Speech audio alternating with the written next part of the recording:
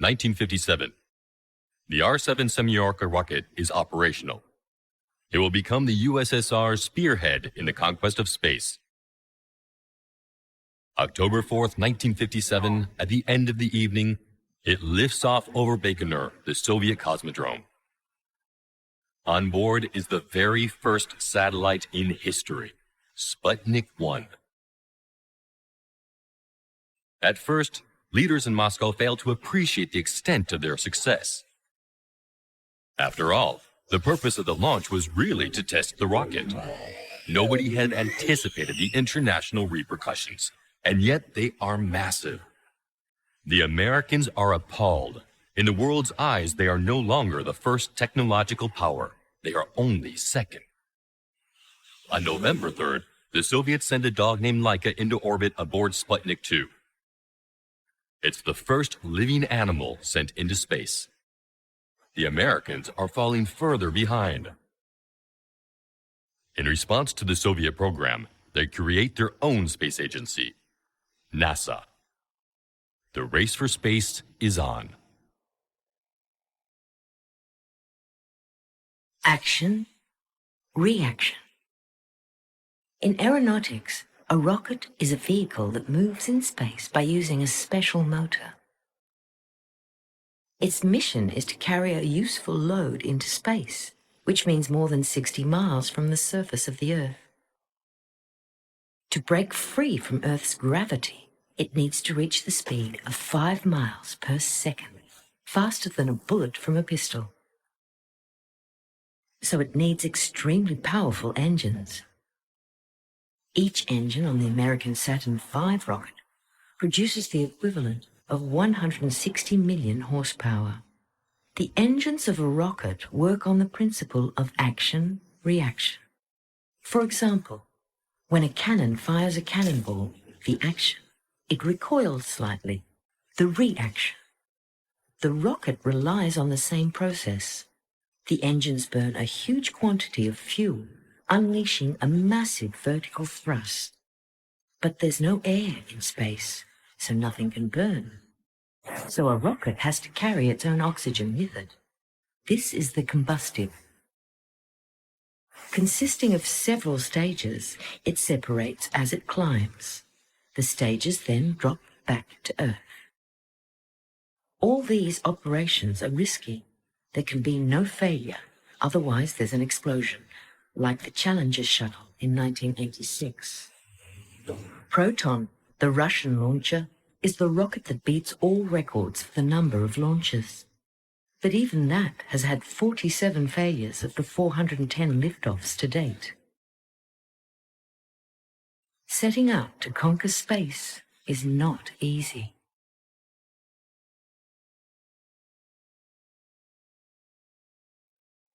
April 12, 1961. Baikonur Cosmodrome. Atop the giant R-7 rocket, Yuri Gagarin has just taken his place in the Vostok vessel. A few days before, the authorities informed him that he was selected to be the first man in space.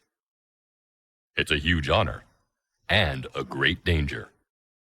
The R-7 launcher's reliability record is just 50%. Yuri is the father of 2 daughters, one only a few days old. He wrote a letter to his family that will only be sent if there's an accident. In the control room, Korolev hasn't slept a wink. He knows the risks. At 6:07 a.m., the 4 propulsion units of the main engine fire up at the same time. Their power is formidable. Gagarin's pulse leaps. Over the radio, he announces, "Here we go." In the capsule, everything is shaking. Yuri Gagarin is slammed into his seat by the acceleration. Over the radio, Korolev asks him if he's okay. He replies, "I'm okay. How about you?" After 60 seconds, the first stage has used up its fuel and separates. At 6:12 a.m., the second stage is also ditched and Vostok goes on its way. 10 minutes after liftoff, reaching the end of its fuel load, the vessel enters terrestrial orbit. For the first time in the history of humanity, a man is in space. For the United States, the blow is terrible. So President Kennedy takes a decision that will go down in history. On May 25, 1961, speaking to Congress, he promises to send a man to the moon. On October 12, 1962, in Houston, he delivers a speech that is now famous. Speaking to 35,000 people, he recalls the progress made since the dawn of humanity, the dangers faced and the difficulties overcome. For him, humanity can only progress if it sets itself fresh challenges. To tumultuous applause, Kennedy announces, "We choose to go to the moon in this decade and do the other things, not because they are easy, but because they are hard." This speech, backed up by a major financial input, launches NASA towards the moon.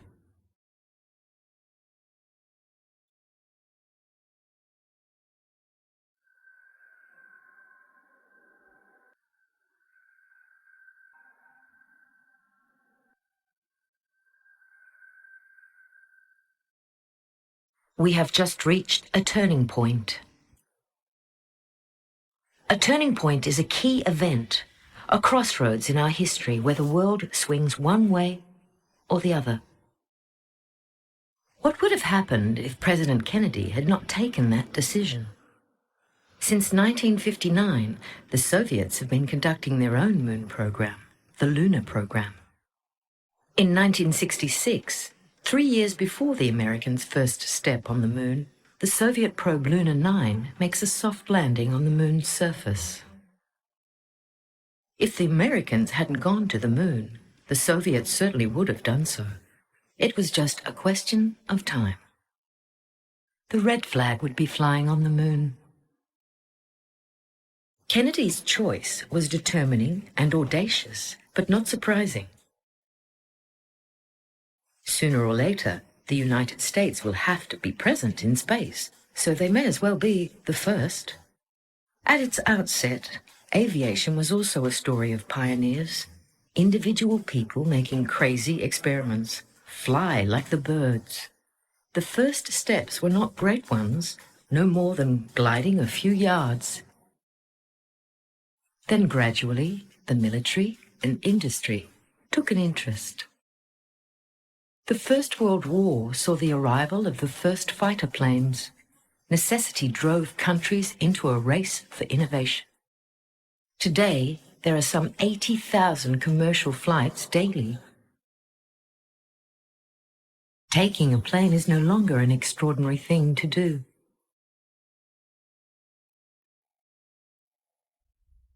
Houston, London, Paris, Beijing, Moscow.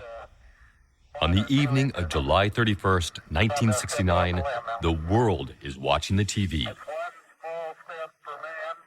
Broadcast by 36 channels, followed by 600 million viewers. Man's first steps on the moon are one of the major events of the 20th century. After 3 days traveling through the emptiness of space, astronauts Neil Armstrong and Buzz Aldrin accomplished the feat of landing on the surface of the moon. The race to the moon is over, and it was won by the United States. The Soviets, pioneers in space, have seen their technological progress slow down, notably after the death of their most committed engineer, Sergei Korolev. The American success, skillfully exploited by the media, turned public opinion. Now the place of the USSR in the collective imagination is a mere second in the conquest of space. Public relation is the complement of know-how. So the race to the moon was also a publicity competition. Once won, space gradually lost its interest in the eyes of the nations and the public. However, the conquest of space did not stop there. In 1971, the Soviets built the space station Salyut-1. For the first time, men live in space. In 1977, NASA launches the Voyager probes to explore the solar system. Today, after 18 billion kilometers, Voyager 1 has just left it and is continuing on its way to infinity. On April 12, 1981, Columbia, the first space shuttle, lifts off from the Kennedy Space Center. Designed to be reused, it returns to Earth less than 3 days later, ready for a new mission. On March 6, 1986, the Russian Mir station becomes operational. Its 12,000 cubic feet of living space will be home to 104 space travelers over 15 years. Then the Europeans joined forces with the United States to put the Hubble telescope into service in 1990. A real concentration of technologies, this space telescope made it possible to confirm the existence of black holes. Patiently assembled over several years, the International Space Station is the starting point for the greatest international scientific and technological cooperation in history. It's the advanced base for humanity in space.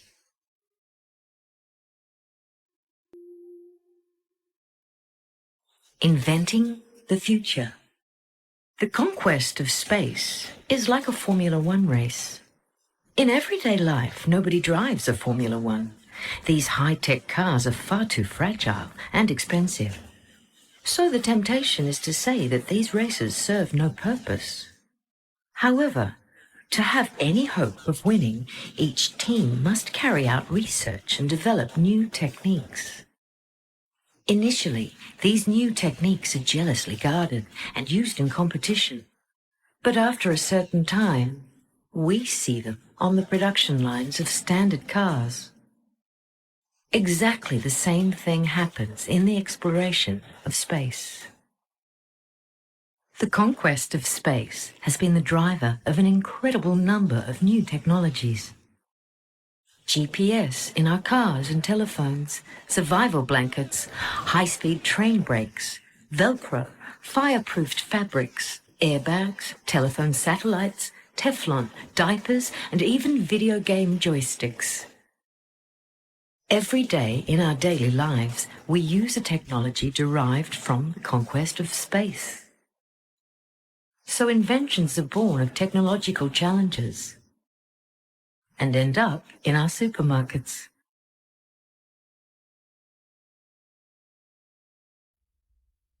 The conquest of space has revolutionized our daily lives.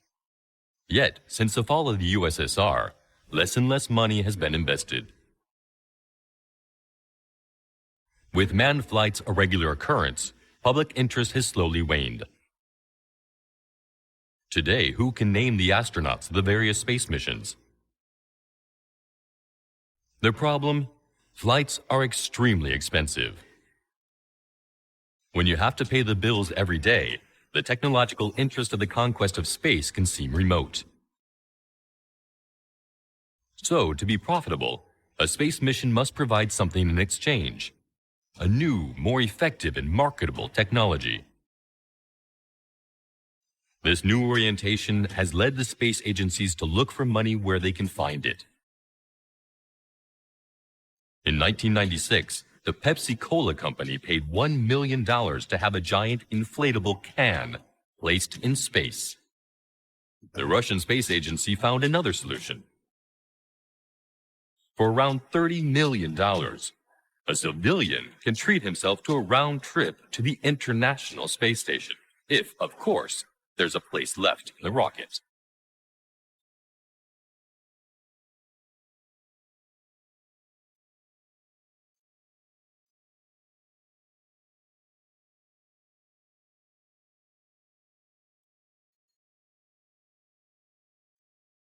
More recently, Richard Branson created the Virgin Galactic Company, which offers the general public suborbital flights of 2 to 3 hours, of which 5 minutes is weightless.